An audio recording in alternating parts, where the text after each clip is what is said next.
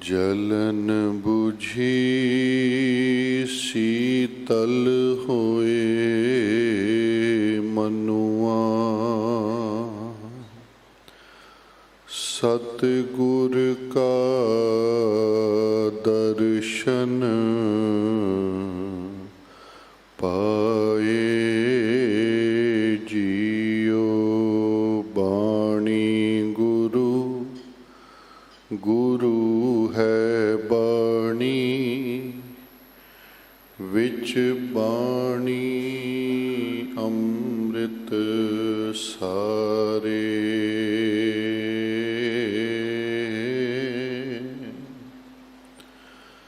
गुर बाणी कहे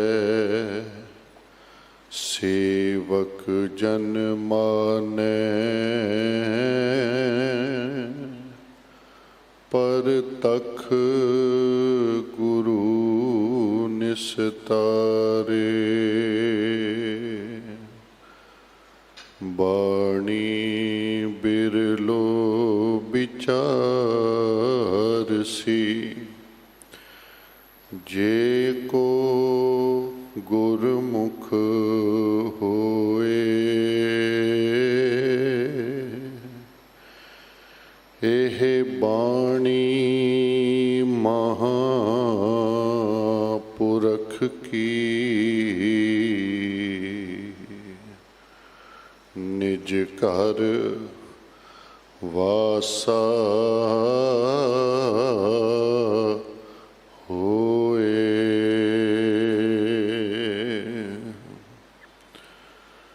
श्री राग महला पंजवा। जिना सतगुर स्यों चित लाया,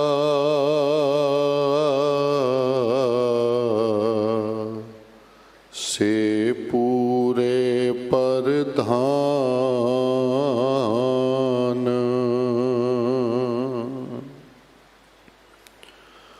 जिनको आप दयाल होए,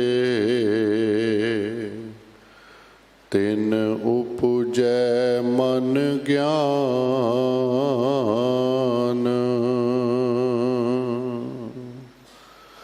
जिनको मस्तक लिखया, तिन पाया हर नाम। मन मेरे एको नाम ध्याए,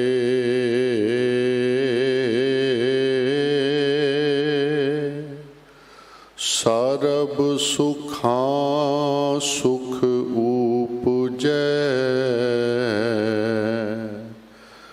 दरगह पैदा जाए रहाओ। जन्म मरण का भौ गया, पाओ भगत गोपाल।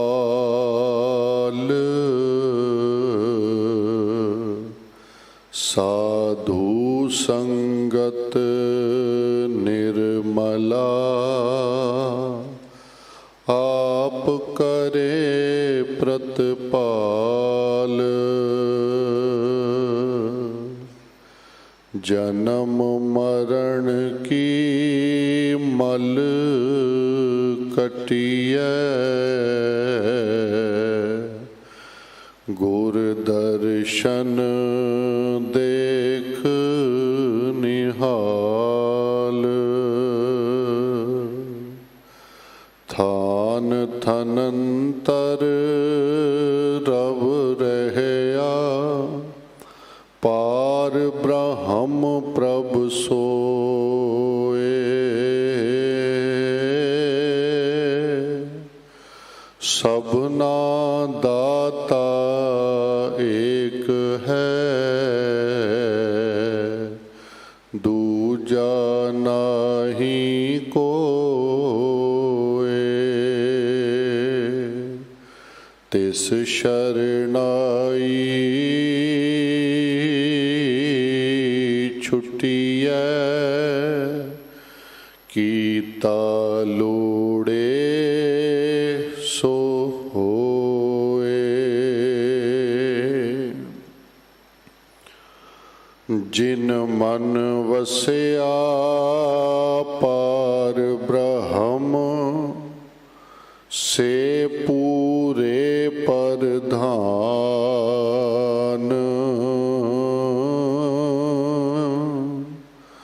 तिनकी शोभा निर्मली, परगट पही जहान। जिनी मेरा प्रभु ध्याया, नानक तिन कुर्बान।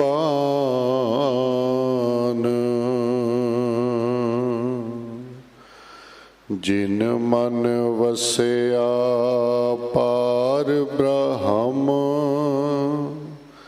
से पूरे परधान।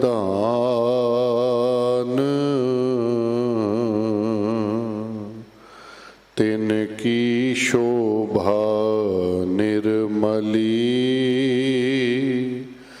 परगट पई जहान। जिनी मेरा प्रभु ध्याया,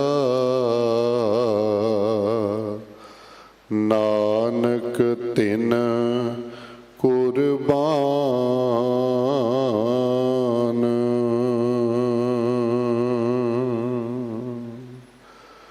वाहिगुरु जी का खालसा, वाहिगुरु जी की फतेह।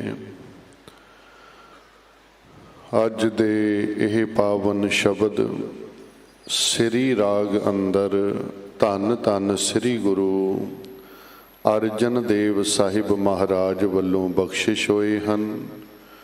जो धन धन श्री गुरु ग्रंथ साहिब महाराज जी दे पावन अंग 45 ਅਤੇ 46 ਉੱਤੇ ਸੁਭਾਏਮਾਨ ਹਨ। ਇਸ ਪਾਵਨ ਸ਼ਬਦ ਦੀ ਵਿਚਾਰ ਆਪ ਜੀ ਨੂੰ ਗਿਆਨੀ ਸਰਬਜੀਤ ਸਿੰਘ ਜੀ ਝੀਂਡਾ ਸਰਵਣ ਕਰਵਾਉਣਗੇ। ਉਹਨਾਂ ਦਾ ਇੱਕ ਦਿਨ ਦਾ ਸਮਾਂ ਹੈ ਸਾਡੇ ਪਾਸ। ਪ੍ਰਬੰਧਕ ਸੇਵਾਦਾਰਾਂ ਵੱਲੋਂ, ਸਮੂਹ ਸਾਧ ਸੰਗਤ ਵੱਲੋਂ ਭਾਈ ਸਾਹਿਬ ਜੀ ਦਾ ਬਹੁਤ ਬਹੁਤ ਧੰਨਵਾਦ ਹੈ। ਆਓ ਤਿਨਾਂ ਪਾਸੋਂ ਪ੍ਰੇਮ ਸਹਿਤ ਗੁਰਬਾਣੀ ਵਿਚਾਰ ਸਰਵਣ ਕਰੋ ਜੀ। ਵਾਹਿਗੁਰੂ ਜੀ ਕਾ ਖਾਲਸਾ, ਵਾਹਿਗੁਰੂ ਜੀ ਕੀ ਫਤਿਹ।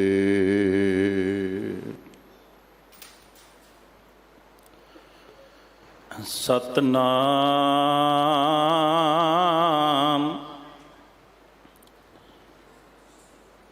ਧੰਨ ਵਾਹਿਗੁਰੂ ਸਾਹਿਬ ਜੀਓ।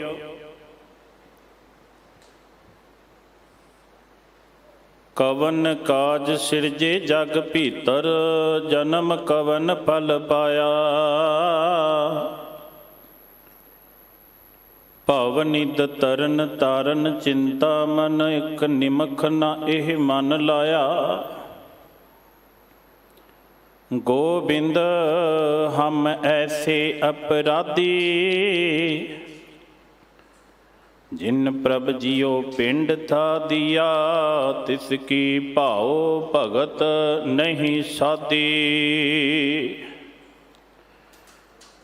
रैन गवाई सोए कै दिवस गवाया खाए, हीरे जैसा जन्म है कौडी बदले जाए।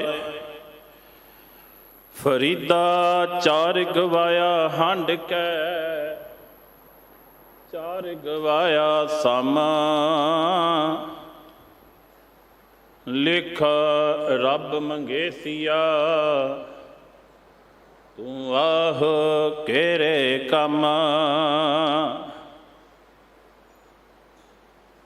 ਫਰੀਦਾ ਜਿੰਨੀ ਕਮੀ ਨਾਹੇ ਗੁਣ, ਤੇ ਕਮੜੇ ਵਿਸਾਰ, ਮਤ ਸ਼ਰਮਿੰਦਾ ਥੀ ਵਹੀਂ ਸਾਈਂ ਦੈ ਦਰਬਾਰ।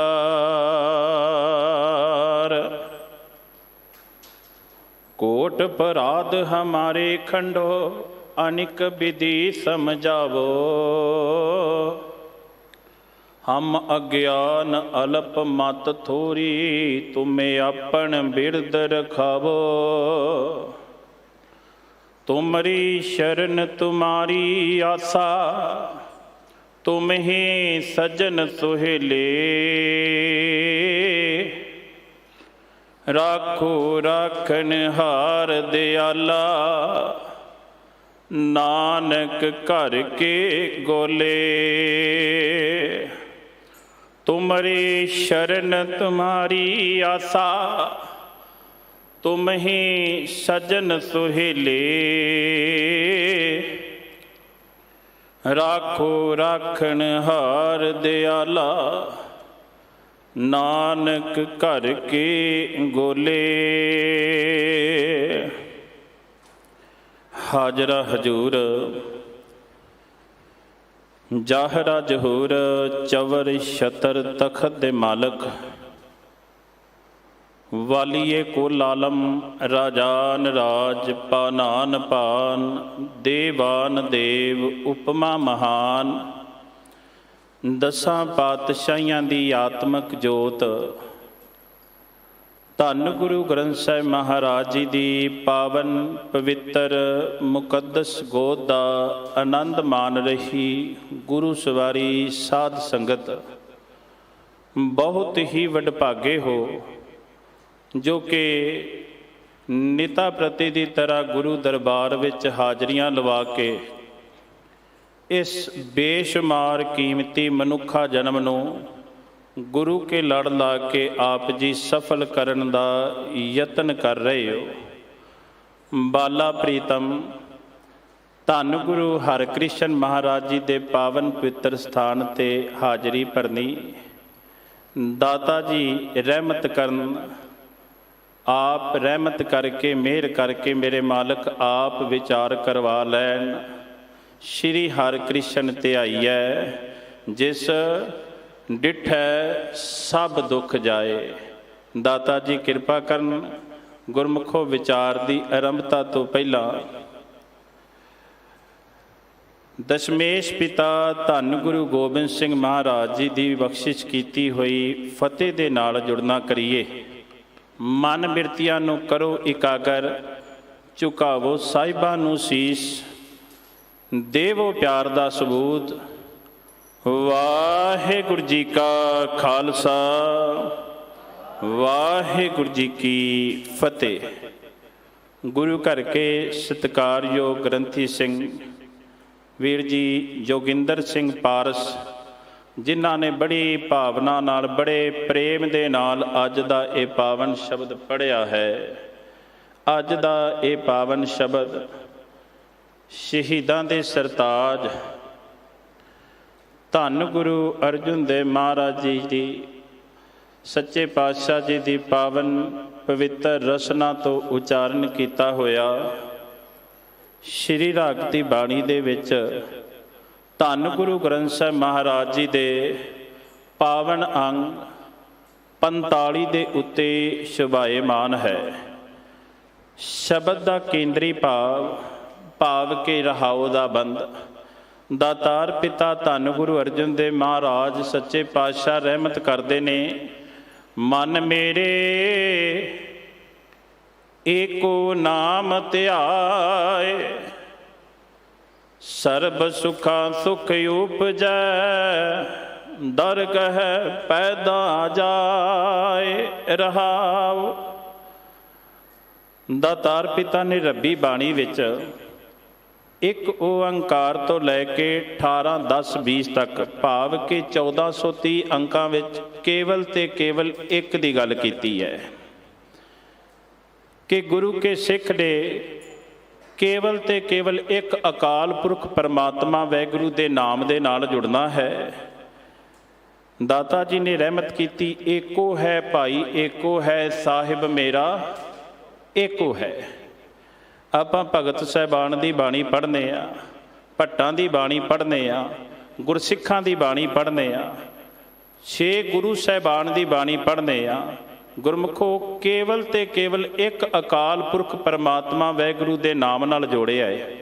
ਤਾਂ ਹੀ ਤਾਂ ਦਾਤਾਰ ਪਿਤਾ ਧੰਨ ਗੁਰੂ ਨਾਨਕ ਪਾਤਸ਼ਾਹ ਮਹਾਰਾਜ ਨੇ ਉਹਨਾਂ ਦੀ ਬਾਣੀ ਇਕੱਠੀ ਕੀਤੀ, ਜਿਨ੍ਹਾਂ ਨੂੰ ਦੁਨੀਆ ਦੇ ਲੋਕ ਕਹਿੰਦੇ ਸਨ ਇਹ ਸ਼ੂਦਰ ਨੇ, ਇਹ ਨੀਵੀਂ ਜਾਤ ਵਾਲੇ ਨੇ। ਪਰ ਦਾਤਾ ਜੀ ਨੇ ਇਹ ਨਹੀਂ ਵੇਖਿਆ, ਕਿਉਂਕਿ ਗੁਰੂ ਨਾਨਕ ਦੇ ਘਰ ਦਾ ਸਿਧਾਂਤ ਹੈ, ਜਾਣੋ ਜੋਤ ਨਾ ਪੁੱਛੋ ਜਾਤੀ ਆਗੇ ਜਾਤ ਨਾਹੇ। ਇਸ ਕਰਕੇ ਦਾਤਾਰ ਪਿਤਾ ਨੇ ਇਹ ਵੇਖਿਆ ਕਿ ਇਹ ਕੇਵਲ ਤੇ ਕੇਵਲ ਇੱਕ ਨਾਲ ਜੁੜੇ ਹੋਏ ਨੇ, ਇੱਕ ਅਕਾਲ ਪੁਰਖ ਪਰਮਾਤਮਾ ਦੀ ਗੱਲ ਕਰਦੇ, ਇੱਕ ਦੇ ਰੰਗ ਵਿੱਚ ਰੰਗੇ ਹੋਏ ਨੇ। ਇਸ ਕਰਕੇ ਦਾਤਾ ਜੀ ਨੇ ਉਹਨਾਂ ਦੀ ਬਾਣੀ ਇਕੱਠੀ ਕੀਤੀ ਤੇ ਧੰਨ ਗੁਰੂ ਅਰਜਨ ਦੇਵ ਮਹਾਰਾਜ ਸੱਚੇ ਪਾਤਸ਼ਾਹ ਨੇ ਉਹਨਾਂ ਦੀ ਬਾਣੀ ਗੁਰੂ ਗ੍ਰੰਥ ਸਾਹਿਬ ਮਹਾਰਾਜ ਵਿੱਚ ਦਰਜ ਕਰ ਦਿੱਤੀ। ਜਿੱਥੇ ਅੱਜ ਗੁਰੂ ਨਾਨਕ ਪਾਤਸ਼ਾਹ ਮਹਾਰਾਜ ਨੂੰ ਆਪਾਂ ਸੀਸ ਝੁਕਾਉਂਦੇ ਆ ਨਾ ਧੰਨ ਗੁਰੂ ਗ੍ਰੰਥ ਸਾਹਿਬ ਮਹਾਰਾਜ ਵਿੱਚ, ਉੱਥੇ ਅਸੀਂ ਬਾਬਾ ਕਬੀਰ ਜੀ ਨੂੰ, ਬਾਬਾ ਰਵਿਦਾਸ ਜੀ ਨੂੰ, ਭਗਤ ਨਾਮਦੇਵ ਜੀ ਨੂੰ, ਇਹਨਾਂ ਭਗਤਾਂ ਨੂੰ ਵੀ ਅਸੀਂ ਸੀਸ ਝੁਕਾਉਂਦੇ ਹਾਂ। ਕਿਉਂ? ਉਹਦਾ ਕਾਰਨ ਇਹ ਹੈ ਕਿ ਉਹ ਇੱਕ ਦੇ ਨਾਲ ਜੁੜੇ ਹੋਏ ਸਨ। ਤੇ ਸੁਭਾਵਿਕ ਦੀ ਗੱਲ ਹੈ ਗੁਰਮੁਖੋ, ਜਿਹੜਾ ਇੱਕ ਦੇ ਨਾਲ ਜੁੜਿਆ ਹੈ ਫਿਰ ਉਹ ਬਹੁਤੀਆਂ ਦੀਆਂ ਗੱਲਾਂ ਨਹੀਂ ਕਰਦਾ, ਉਹ ਇੱਕ ਦੇ ਨਾਲ ਹੀ ਜੋੜਦਾ ਹੈ। ਇਸ ਕਰਕੇ ਦਾਤਾਰ ਪਿਤਾ ਰਹਿਮਤ ਕਰਦੇ ਨੇ ਪਾਵਨ ਰਹਾਉ ਦੇ ਬੰਦ ਵਿੱਚ, ਮਨ ਮੇਰੇ ਏਕੋ ਨਾਮ ਧਿਆਏ। ਰੱਬੀ ਬਾਣੀ ਵਿੱਚ ਦਾਤਾ ਜੀ ਨੇ ਮਨ ਨੂੰ ਬੜਾ ਸੰਬੋਧਨ ਕੀਤਾ ਹੈ। ਵੇਖੋ ਗੁਰਮੁਖੋ, ਮਨ ਵਿੱਚੋਂ ਉੱਠਿਆ ਹੋਇਆ ਫੁਰਨਾ ਤੁਹਾਨੂੰ ਮਜਬੂਰ ਕਰੇਗਾ ਕਿ ਅਸੀਂ ਧਰਮ ਦੇ ਕਾਰਜ ਕਰਨੇ ਨੇ, ਅਸੀਂ ਗੁਰੂ ਘਰ ਚੱਲ ਕੇ ਆਉਣਾ ਹੈ। ਮਨ ਵਿੱਚੋਂ ਸ਼ੁਭ ਫੁਰਨਾ ਉੱਠਦਾ ਹੈ ਤੇ ਗੁਰਮੁਖੋ ਤੁਸੀਂ ਗੁਰੂ ਘਰ ਵਿੱਚ ਆਉਂਦੇ ਹੋ, ਪਰ ਮਾਫ ਕਰਨਾ ਮਨ ਵਿੱਚ ਵਿਕਾਰਾਂ ਵਾਲਾ ਫੁਰਨਾ ਉੱਠੇ ਤੇ ਤੁਸੀਂ ਮੰਦੇ ਪਾਸੇ ਚਲੇ ਜਾਓਗੇ। ਇਸ ਕਰਕੇ ਗੁਰਮੁਖੋ ਖੇਡ ਸਾਰੀ ਮਨ ਦੀ ਹੈ। ਦਾਤਾ ਜੀ ਨੇ ਮਨ ਦੇ ਪਰਥਾਏ ਇੰਨੇ ਕੁ ਰੱਬੀ ਬਾਣੀ ਵਿੱਚ ਸ਼ਬਦ ਉਚਾਰਨ ਕੀਤੇ ਨੇ, ਮਨ ਪਿਆਰਿਆ। ਦਾਤਾ ਜੀ ਰਹਿਮਤ ਕਰਦੇ ਨੇ, ਇਹ ਮਨ ਮੇਰਿਆ। ਮਨ ਨੂੰ ਬੜੀਆਂ ਆਵਾਜ਼ਾਂ ਮਾਰੀਆਂ, ਇੱਥੋਂ ਤੱਕ ਕਿ ਧੰਨ ਗੁਰੂ ਤੇਗ ਬਹਾਦਰ ਮਹਾਰਾਜ ਦੇ ਸੋਰਠ ਰਾਗ ਵਿੱਚ ਲਗਾਤਾਰ ਕਈ ਸ਼ਬਦ ਤਰਤੀਬ ਦੇ ਰੂਪ ਵਿੱਚ ਮਨ ਦੇ ਪਰਥਾਏ ਨੇ। ਮਨ ਕੀ ਮਨ ਹੀ ਮਾਹੇ ਰਹੀ, ਨਾ ਹਰ ਭਜੇ ਨਾ ਤੀਰਥ ਸੇਵੇ ਚੋਟੀ ਕਾਲ ਗਹੀ। ਫਿਰ ਕਹਿੰਦੇ ਨੇ ਕਿ ਮਨ ਰੇ ਕੌਣ ਕੁਮਤ ਤੈ ਲੀਨੀ, ਪਰ ਦਾਰਾ ਨਿੰਦਿਆ ਰਸ ਰਚਿਓ ਰਾਮ ਭਗਤ ਨਹਿ ਕੀਨੀ। ਫਿਰ ਦਾਤਾ ਜੀ ਨੇ ਇਹ ਵੀ ਬਿਆਨ ਕੀਤਾ ਹੈ, ਮਨ ਰੇ ਪ੍ਰਭ ਕੀ ਸ਼ਰਨ ਵਿਚਾਰੋ, ਜਿਹ ਸਿਮਰਤ ਗਨਕਾ ਸੀ ਉਦਰੀ ਤਾਕੋ ਜਸ ਉਰਤਾਰੋ। ਇਹ ਮਨਾ ਉਸ ਨਿਰੰਕਾਰ ਪਰਮਾਤਮਾ ਵਾਹਿਗੁਰੂ ਦੇ ਨਾਮ ਦੇ ਨਾਲ ਜੁੜ। ਤੇ ਇੱਥੋਂ ਤੱਕ ਧੰਨ ਗੁਰੂ ਅਮਰਦਾਸ ਮਹਾਰਾਜ ਨੇ ਬਿਆਨ ਕੀਤਾ, ਇਹ ਮਨ ਹਰ ਜੀ ਧਿਆਏ ਤੂੰ, ਇੱਕ ਮਨ ਇੱਕ ਚਿੱਤ ਪਾਏ, ਹਰ ਕੀਆਂ ਸਦਾ ਸਦਾ ਵਡਿਆਈਆਂ ਦੇ ਨਾ ਪਛੋਤਾਏ। ਮੇਰੇ ਕਹਿਣ ਤੋਂ ਭਾਵ ਇਹ ਹੈ ਕਿ ਦਾਤਾਰ ਪਿਤਾ ਨੇ ਰੱਬੀ ਬਾਣੀ ਵਿੱਚ ਕਿਰਪਾ ਕੀਤੀ ਹੈ। ਮਨ ਨੂੰ ਬੜੀਆਂ ਆਵਾਜ਼ਾਂ ਮਾਰੀਆਂ। ਮਨ ਜੇਕਰ ਗੁਰਮੁਖੋ ਵਸ ਵਿੱਚ ਆ ਜਾਏ ਨਾ ਤੇ ਦਾਤਾ ਜੀ ਕਹਿੰਦੇ ਨੇ, ਮਨ ਜੀਤੈ ਜਗ ਜੀਤ। ਸਹੀ ਪੁੱਛੇ ਤੇ ਤੂੰ ਆਪਣੇ ਮਨ ਦੇ ਉੱਤੇ ਜਿੱਤ ਹਾਸਲ ਕਰ ਲਈ ਹੈ ਤੇ ਤੂੰ ਸਮਝ ਲੈ ਸਾਰੀ ਦੁਨੀਆ ਨੂੰ ਜਿੱਤ ਲਿਆ ਹੈ।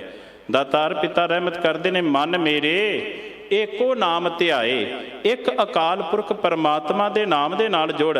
ਤੇ ਫਿਰ ਹੋਵੇਗਾ ਕੀ? ਦਾਤਾਰ ਪਿਤਾ ਰਹਿਮਤ ਕਰਦੇ ਨੇ, ਸਰਬ ਸੁਖਾ ਸੁਖ ਉਪਜੈ, ਦਰਗਹ ਪੈਦਾ ਜਾਏ।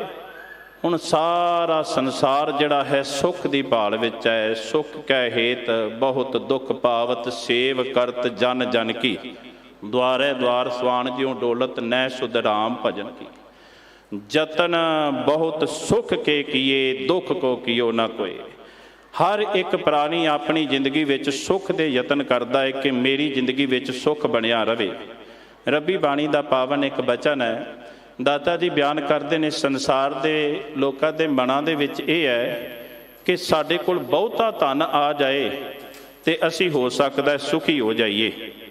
ਫਿਰ ਇੱਥੋਂ ਤੱਕ ਬਹੁਤਾ ਧਨ ਕਮਾਉਣ ਵਾਸਤੇ ਅਸੀਂ ਦੇਸ਼ਾਂ ਵਿਦੇਸ਼ਾਂ ਵਿੱਚ ਚਲੇ ਜਾਈਏ, ਹੋ ਸਕਦਾ ਅਸੀਂ ਸੁਖੀ ਹੋ ਜਾਈਏ।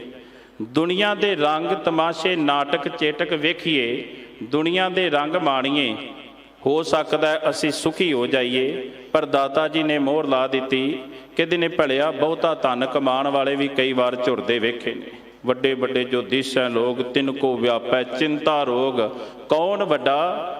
ਉਹਨਾਂ ਵਾਸਤੇ ਵੱਡਾ ਕੌਣ ਹੈ? ਮਾਇਆ ਵਡਿਆਈ, ਮਾਇਆ ਦੀ ਵਡਿਆਈ। ਪਰ ਦਾਤਾ ਜੀ ਦੱਸੋ ਅਸਲ ਵਿੱਚ ਵੱਡਾ ਕੌਣ ਹੈ? ਤੇ ਮੇਰੇ ਮਾਲਕ ਨੇ ਮੋਹਰ ਲਾ ਦਿੱਤੀ, ਸੋ ਵੱਡਾ ਜਿਨ ਰਾਮ ਲਿਵ ਲਾਈ। ਅਸਲ ਵਿੱਚ ਵੱਡਾ ਉਹ ਹੈ ਜਿਹਨੇ ਰਮੇ ਹੋਏ ਰਾਮ ਦੇ ਨਾਮ ਦੇ ਨਾਲ ਲਿਵ ਲਾਈ ਹੈ। ਇਸ ਕਰਕੇ ਜ਼ਰੂਰੀ ਨਹੀਂ ਕਿ ਇੱਕ ਧਨਾੜ ਪੁਰਸ਼ ਜਿਹੜਾ ਹੈ ਬੜਾ ਸੁਖੀ ਹੋਵੇਗਾ। ਬਾਬਾ ਕਬੀਰ ਜੀ ਕਹਿੰਦੇ ਆ ਕਿ ਜਿਨ ਜੋ ਨਿਰਦਨ ਸਰਦਨ ਕਹਿ ਜਾਏ, ਆਗੇ ਬੈਠਾ ਪੀਠ ਫਿਰਾਏ।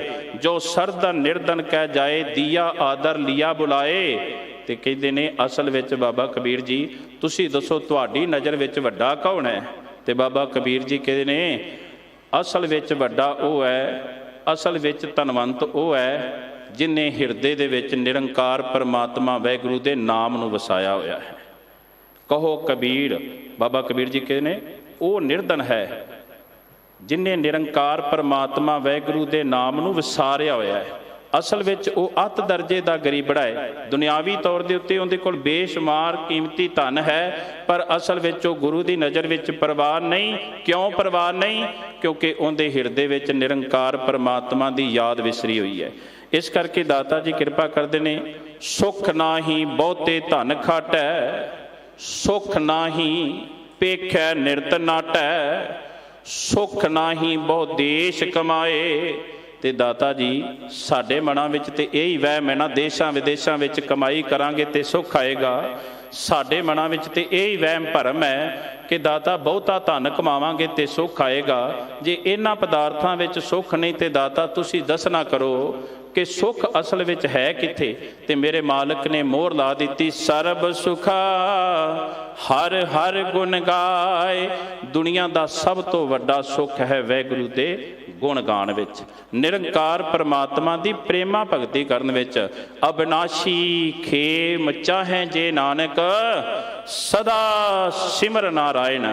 ਜੇਕਰ ਸਦੀਵੀ ਕਾਲ ਵਾਸਤੇ ਖੁਸ਼ੀ ਚਾਹੁੰਦਾ ਹੈ ਨਾ ਤੇ ਸੱਚ ਜਾਣੀ ਉਸ ਨਿਰੰਕਾਰ ਪਰਮਾਤਮਾ ਵਾਹਿਗੁਰੂ ਦੇ ਨਾਮ ਨੂੰ ਸਿਮਰ, ਮਾਲਕ ਦੀ ਪ੍ਰੇਮਾ ਭਗਤੀ ਕਰ, ਮਾਲਕ ਦੇ ਗੁਣ ਗਾ। ਦਾਤਾਰ ਪਿਤਾ ਨੇ ਰਹਿਮਤ ਕੀਤੀ, ਸਰਬ ਸੁਖਾਂ ਸੁਖ ਉਪਜੈ। ਦੁਨੀਆ ਦਾ ਸਭ ਤੋਂ ਵੱਡਾ ਸੁੱਖ ਤੇਰੇ ਹਿਰਦੇ ਵਿੱਚ ਪੈਦਾ ਹੋ ਜਾਏਗਾ। ਤੇ ਹੋਵੇਗਾ ਕਿਵੇਂ? ਮਨ ਮੇਰੇ ਏਕੋ ਨਾਮ ਧਿਆਏ, ਇੱਕ ਦੇ ਨਾਲ ਜੁੜ। ਤੇ ਦਾਤਾ ਹੋਵੇਗਾ ਕੀ? ਤੇ ਮੇਰੇ ਮਾਲਕ ਨੇ ਰਹਿਮਤ ਕੀਤੀ ਹੈ ਕਿ ਦਿਨੇ ਦਰਗਹ ਪੈਦਾ ਜਾਏ। ਅਕਾਲ ਪੁਰਖ ਪਰਮਾਤਮਾ ਦੀ ਦਰਗਾਹ ਦੇ ਵਿੱਚ ਤੈਨੂੰ ਮਾਣ ਸਤਿਕਾਰ ਮਿਲੇਗਾ। ਦੁਨੀਆ ਵਿੱਚ ਵਿਚਰਦਿਆਂ ਹੋਇਆਂ ਗੁਰਮੁਖੋ ਮਾਣ ਸਤਿਕਾਰ ਮਿਲੇ ਨਾ, ਲੋਕਨ ਕੀ ਚਤਰਾਈ ਉਪਮਾ ਤੇ ਬੈ ਸੰਤਰ ਜਾਰ। ਕੋਈ ਭਲਾ ਕਹੇ ਭਾਵੇਂ ਬੁਰਾ ਕਹੇ, ਹਮ ਤਨ ਦਿਓ ਹੈ ਡਾਰ। ਸੰਸਾਰ ਵਿੱਚ ਵਿਚਰਦਿਆਂ ਹੋਇਆਂ ਦੁਨੀਆ ਦਾ ਮਾਣ ਸਤਿਕਾਰ ਅਸੀਂ ਚਾਹੁੰਦੇ, ਇੱਕ ਛਿਣ ਵਾਸਤੇ ਮਾਣ ਸਤਿਕਾਰ ਹੈ, ਹੋ ਸਕਦਾ ਅਗਲੇ ਦਿਨ ਨਰਾਦਰੀ ਹੋ ਜਾਏ। ਇਸ ਕਰਕੇ ਦਾਤਾ ਰਹਿਮਤ ਕਰਦੇ ਨੇ, ਸੱਚੇ ਮਾਰਗ ਚੱਲਦਿਆਂ ਉਸਤਤ ਕਰੇ ਜਹਾਨ। ਜਿਹੜੇ ਸੱਚੇ ਮਾਰਗ ਦੇ ਉੱਤੇ ਤੁਰ ਪੈਂਦੇ ਨੇ ਨਾ, ਸਾਰਾ ਜਹਾਨ ਉਹਨਾਂ ਦੀ ਉਸਤਤ ਕਰਦਾ, ਕਿਉਂਕਿ ਉਹ ਇੱਕ ਦੇ ਨਾਮ ਦੇ ਨਾਲ ਜੁੜੇ ਹੋਏ ਨੇ। ਇਸ ਕਰਕੇ ਦਾਤਾਰ ਪਿਤਾ ਨੇ ਰਹਿਮਤ ਕੀਤੀ ਹੈ, ਮਨ ਮੇਰੇ ਏਕੋ ਨਾਮ ਧਿਆਏ, ਸਰਬ ਸੁਖਾਂ ਸੁਖ ਉਪਜੈ, ਦਰਗਹਿ ਪੈਦਾ ਜਾਏ। ਬਾਬਾ ਕਬੀਰ ਜੀ ਦਾ ਪਾਵਨ ਇਹ ਬਚਨ ਯਾਦ ਆਇਆ। ਬਾਬਾ ਕਬੀਰ ਜੀ ਕਹਿੰਦੇ ਨੇ, ਮੈਂ ਧਰਮ ਦੇ ਕਾਰਜ ਕਰਨੇ ਸ਼ੁਰੂ ਕਰ ਦਿੱਤੇ, ਮੈਂ ਨਾਮ ਜਪਣਾ ਸ਼ੁਰੂ ਕਰ ਦਿੱਤਾ। ਕਈ ਵਾਰ ਇਨਸਾਨ ਜਿਹੜਾ ਨਾ ਬਹੁਤੇ ਕੰਮ ਦੁਨੀਆ ਨੂੰ ਖੁਸ਼ ਕਰਨ ਵਾਸਤੇ ਕਰਦਾ ਹੈ। ਬਾਬਾ ਕਬੀਰ ਜੀ ਕਹਿੰਦੇ ਨੇ, ਜਦੋਂ ਮੈਂ ਧਰਮ ਦੇ ਖੇਤਰ ਵਿੱਚ ਪੈਰ ਰੱਖਿਆ ਨਾ, ਜਦੋਂ ਮੈਂ ਬੰਦਗੀ ਵਾਲੇ ਪਾਸੇ ਆਇਆ ਤੇ ਮੈਂ ਕੀ ਵੇਖਿਆ? ਸੰਸਾਰ ਦੇ ਲੋਕ ਜਿਹੜੇ ਨੇ ਮੇਰੇ ਤੇ ਉਂਗਲਾਂ ਚੁੱਕਦੇ ਨੇ, ਸੰਸਾਰ ਦੇ ਲੋਕ ਮੇਰੇ ਤੇ ਕਿੰਤੂ ਪਰੰਤੂ ਕਰਦੇ ਨੇ।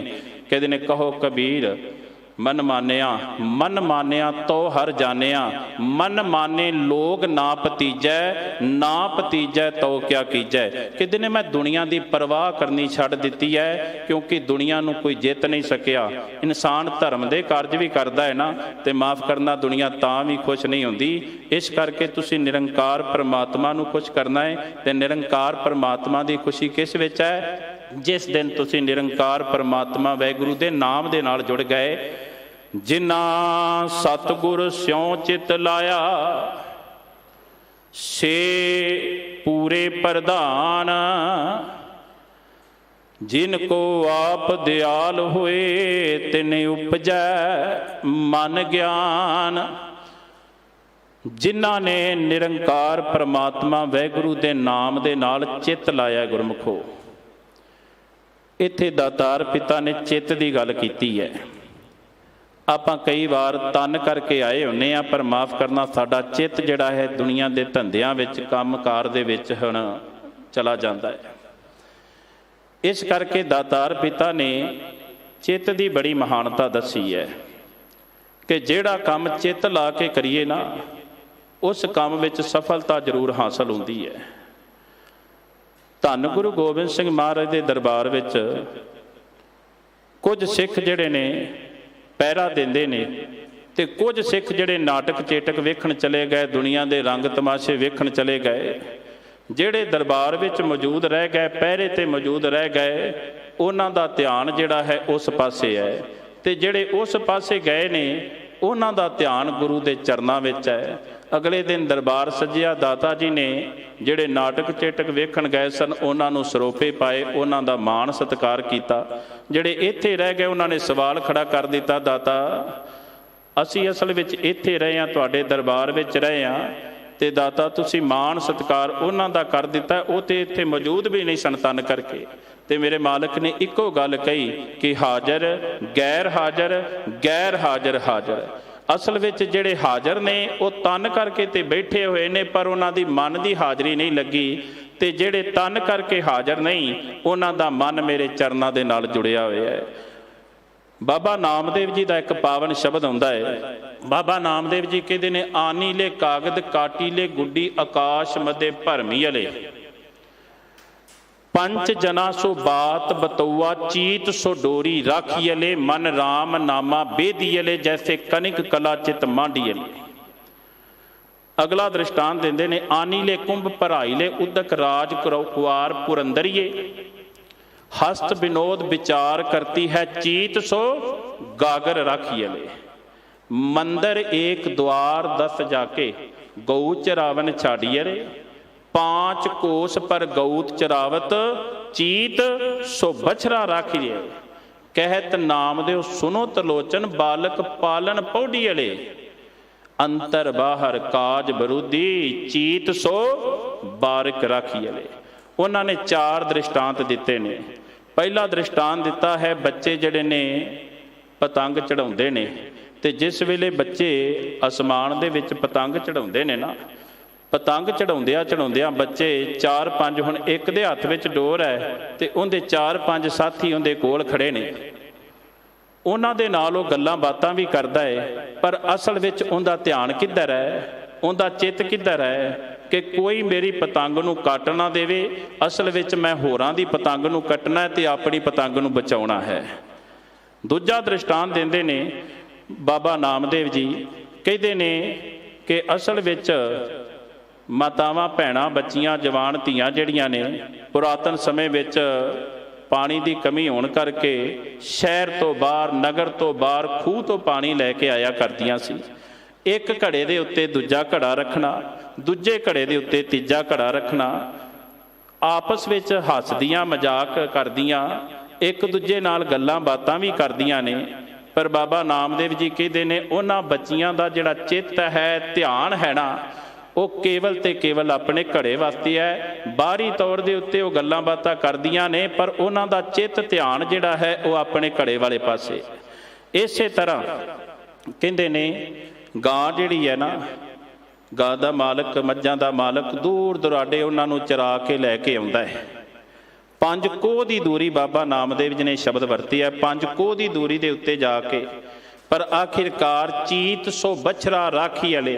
ਗਾਂ ਦਾ ਜਿਹੜਾ ਚਿੱਤ ਹੈ ਨਾ, ਭਾਵੇਂ ਕਿ ਉਹ ਤਨ ਕਰਕੇ ਆਪਣੇ ਵੱਛੇ ਤੋਂ 5 ਕੋਹ ਦੀ ਦੂਰੀ ਤੇ ਹੈ, ਪਰ ਬਾਬਾ ਨਾਮਦੇਵ ਜੀ ਕਹਿੰਦੇ ਨੇ ਉਸ ਗਾਂ ਦਾ ਚਿੱਤ ਜਿਹੜਾ ਹੈ ਆਪਣੇ ਬੱਚੇ ਵੱਲ ਹੈ, ਆਪਣੇ ਬਛੜੇ ਵੱਲ ਹੈ। ਤੀਜੀ ਉਦਾਹਰਨ, ਘਰਾਂ ਦੇ ਵਿੱਚ ਮਾਤਾਵਾਂ ਭੈਣਾਂ ਹਰ ਸਮੇਂ ਆਪਣੇ ਛੋਟੇ ਬੱਚੇ ਕੋਲ ਨਹੀਂ ਬਹਿੰਦੀਆਂ, ਹਰ ਸਮੇਂ ਉਹਨੂੰ ਲਾੜ ਨਹੀਂ ਲੜਾਉਂਦੀਆਂ, ਕਿਉਂਕਿ ਉਹਨਾਂ ਨੇ ਘਰ ਦੇ ਕੰਮਕਾਰ ਵੀ ਕਰਨੇ ਹੁੰਦੇ ਨੇ। ਤੇ ਜਿਸ ਵੇਲੇ ਮਾਤਾ ਭੈਣਾਂ ਘਰ ਦੇ ਕੰਮਕਾਰ ਕਰਦੀਆਂ ਨੇ ਨਾ, ਹੁਣ ਅਸਲ ਵਿੱਚ ਘਰ ਦੇ ਕੰਮਕਾਰ ਵੀ ਕਰਦੀਆਂ ਨੇ, ਤੇ ਬਾਬਾ ਨਾਮਦੇਵ ਜੀ ਕਹਿੰਦੇ ਨੇ ਕੰਮਕਾਰ ਕਰਦਿਆਂ ਕਰਦਿਆਂ ਉਹਨਾਂ ਦਾ ਜਿਹੜਾ ਚਿੱਤ ਹੈ ਨਾ, ਉਹ ਆਪਣੇ ਬੱਚੇ ਵਾਲੇ ਪਾਸੇ ਹੈ ਕਿ ਕਿਸ ਵੇਲੇ ਬੱਚਾ ਭੁੱਖਾ ਹੈ, ਕਿਸ ਵੇਲੇ ਬੱਚੇ ਨੂੰ ਦੁੱਧ ਦੇਣਾ ਹੈ। ਬੱਚਾ ਰੋਂਦਾ ਤੇ ਨਹੀਂ, ਕਿਉਂਕਿ ਇੱਕ ਮਾਂ ਦਾ ਧਿਆਨ ਜਿਹੜਾ ਹੈ ਇਹ ਕੇਵਲ ਤੇ ਕੇਵਲ ਆਪਣੇ ਬੱਚੇ ਵਾਲੇ ਪਾਸੇ ਹੈ, ਬਾਹਰੀ ਤੌਰ ਦੇ ਉੱਤੇ ਕੰਮਕਾਰ ਵੀ ਕਰਦੀ ਹੈ। ਤੇ ਇਸੇ ਤਰ੍ਹਾਂ ਧੰਨ ਗੁਰੂ ਅਰਜਨ ਦੇਵ ਦਾਤਾ ਜੀ ਨੇ ਕਿਰਪਾ ਕੀਤੀ ਹੈ, ਜਿਨ੍ਹਾਂ ਸਤਿਗੁਰ ਸਿਉ ਚਿੱਤ ਲਾਇਆ। ਗੁਰਮੁਖੋ ਗੱਲ ਹੈ ਚਿੱਤ ਲਾਣ ਦੀ। ਰੱਬੀ ਬਾਣੀ ਦੇ ਵਿੱਚ ਨਾ ਮੇਰੇ ਮਾਲਕ ਨੇ ਕਿਰਪਾ ਕੀਤੀ, ਊੜੇ ਉਡਾਵੈ ਸਹਿ ਕੋਸਾਂ ਤਿਸ ਬਾਛੈ ਬਚਰੇ ਛਰਿਆ, ਤਿਨ ਕਵਨ ਖਿਲਾਵੈ ਕਵਨ ਚੁਗਾਵੈ, ਮਨ ਮੈਂ ਸਿਮਰਨ ਕਰਿਆ। ਦਾਤਾ ਜੀ ਨੇ ਕੂੰਜਾਂ ਦੀ ਉਦਾਹਰਨ ਦਿੱਤੀ ਹੈ ਗੁਰਮੁਖੋ। ਆਕਾਸ਼ ਵਿੱਚ ਬਹੁਤ ਉੱਚੀ ਉਡਾਰੀ ਮਾਰਦੀਆਂ ਨੇ, ਪਰ ਉਹਨਾਂ ਦਾ ਚਿੱਤ, ਉਹਨਾਂ ਦਾ ਸਿਮਰਨ, ਉਹਨਾਂ ਦੀ ਯਾਦ ਜਿਹੜੀ ਹੈ ਆਪਣੇ ਬੱਚਿਆਂ ਵਾਲੇ ਪਾਸੇ ਹੈ।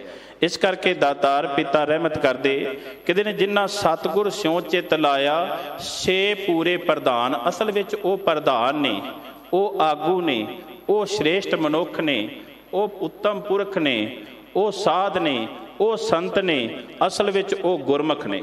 ਰੱਬੀ ਬਾਣੀ ਵਿੱਚ ਸ਼ਲੋਕ ਸਹਿਸਕ੍ਰਿਤੀ ਵਿੱਚ ਨਾ ਧੰਨ ਗੁਰੂ ਅਰਜਨ ਦੇਵ ਮਹਾਰਾਜ ਨੇ ਜਿਹੜੇ ਸ਼੍ਰੇਸ਼ਟ ਮਨੁੱਖ ਨੇ, ਜਿਹੜੇ ਪ੍ਰਧਾਨ ਨੇ, ਜਿਹੜੇ ਆਗੂ ਨੇ, ਉਹਨਾਂ ਬਾਰੇ ਬਿਆਨ ਕੀਤਾ ਹੈ ਕਿ ਉਹਨਾਂ ਦੇ ਵਿੱਚ ਕਿਹੜੇ ਕਿਹੜੇ ਗੁਣ ਹੋਣੇ ਚਾਹੀਦੇ ਨੇ। ਕਿਉਂਕਿ ਬਾਹਰੀ ਤੌਰ ਦੇ ਉੱਤੇ ਕੋਈ ਅਹੁਦਾ ਮਿਲ ਗਿਆ ਤੇ ਉਹ ਦੁਨਿਆਵੀ ਤੌਰ ਤੇ ਪ੍ਰਧਾਨ ਕਹਾਏਗਾ, ਪਰ ਦਾਤੇ ਦੀ ਨਜ਼ਰ ਵਿੱਚ ਕਿਹੜਾ ਪ੍ਰਧਾਨ ਹੈ ਗੁਰਮੁਖੋ, ਅੱਜ ਅਸੀਂ ਧਿਆਨ ਦੇ ਨਾਲ ਸ਼ਰਵਣ ਕਰੀਏ।